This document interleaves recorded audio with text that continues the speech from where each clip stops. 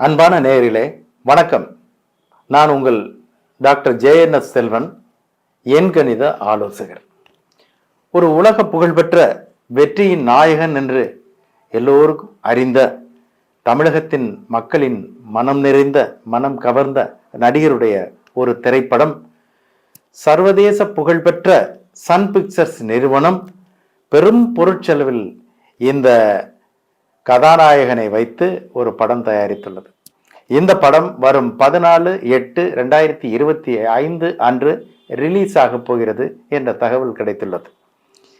இந்த படம் கூலி அப்படின்ற பேர்ல இந்த 14/8/2025 வெளிவரப்போகுது அப்படின்னு சொல்லியிருக்காங்க.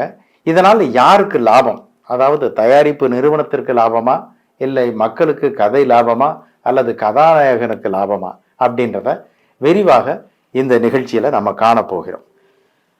இந்த சன் பிக்சர்ஸ் அப்படின்னு நியூமராலஜி படி கூட்டி பார்த்தா நம்ம இன்னைக்கு நியூமராலஜி படி இந்த படம் எப்படி வரப்போகுதுன்றத பார்க்க போறோம்.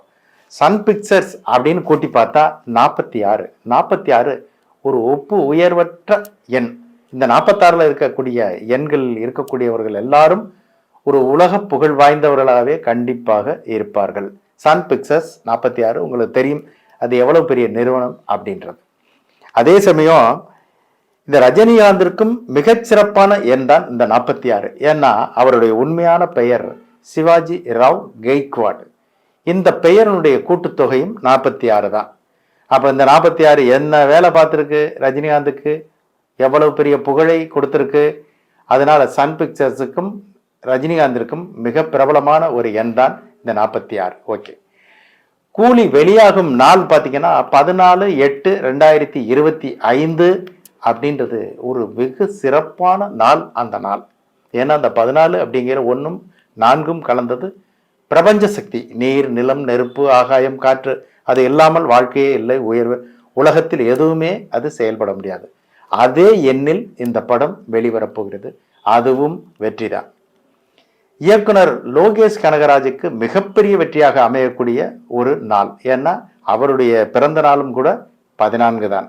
அந்த அளவுக்கு இருக்கிறதுனால தான் எத்தனை இயக்குனர்கள் வந்தாலும் அவர் தனித்து நிற்கிறார்கள்ல.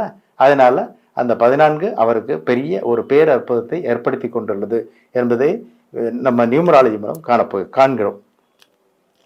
ரஜினிகாந்த் அவர்களுடைய பிறந்த நாள் பார்த்தீங்கன்னா 12/12/1950.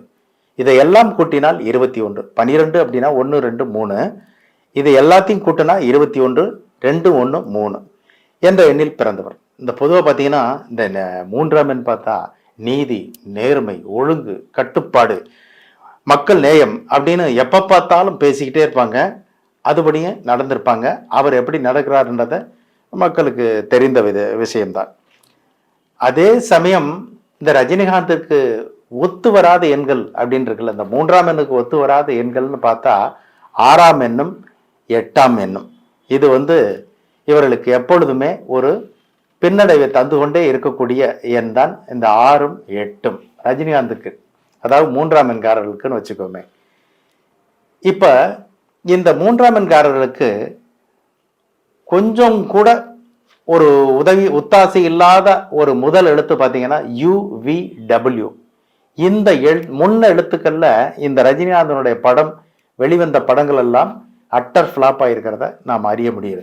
உதாரணத்துக்கு 1 2 வள்ளி அப்படின்றது கம்ப்ளீட் அவுட். அதுக்கு அடுத்து வேட்டையன், அப்புறம் பாபா அப்படின்ற ஒரு படம், அது நம்பர் 6. ஏன்னா இந்த வீன்றது 6ஆம் எண்ணை குறிக்கக்கூடியது. பாபான்னு கூட்டி பார்த்தா 6, அந்த பாபாவும் நல்லா ஓடலை. அதுக்கு அடுத்து காலா, அது 8, அதுவும் சரியா ஓடலை. அதுக்கு அடுத்தபடி கோச்சரையான்னு ஒரு படம், அது எவ்வளவோ பொருட்செலவில் பண்ணி பார்த்தாங்க. அது 23/5/2014 வெளியாகி அதனுடைய கூட்டு எண் 8. அதனால அதுவும் நல்லா ஓடலை. அப்போ 8ம் 6ம் இந்த ரஜினிகாந்திற்கு கொஞ்சம் கூட ஒத்து வராது. அதே வரிசையில் இந்த கூலி அப்படின்றது, அதாவது COOLIE அப்படின்னு போட்டிருக்காங்க.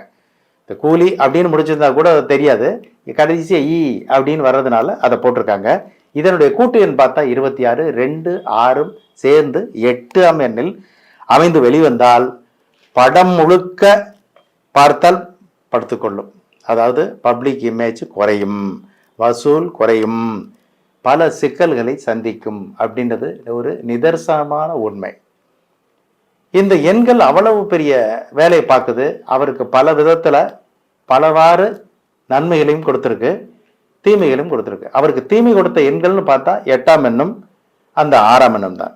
மிக முக்கியமாக ரஜினிகாந்த் இந்த படம், இந்த கூலி அப்படின்ற பெயரோட அந்த 14ஆம் தேதி இந்த ஸ்பெல்லிங்கோட திரையில் வந்தால் கண்டிப்பாக ரஜினிகாந்த் இனிமேல் திரைத்துறையில் இருந்து கண்டிப்பாக விலகி விடுவார். இது நிதர்சனமான உண்மை, நிச்சயம் அப்படின்றதான் சொல்ல முடியும். நம்ம இதே பெயர்ல படம் வெளிவந்தால் ரஜினிகாந்த் என்ற குபேரனை கூட கூலியாக்கிவிடும் அந்த எண், இந்த பெயர் எண் கூலி.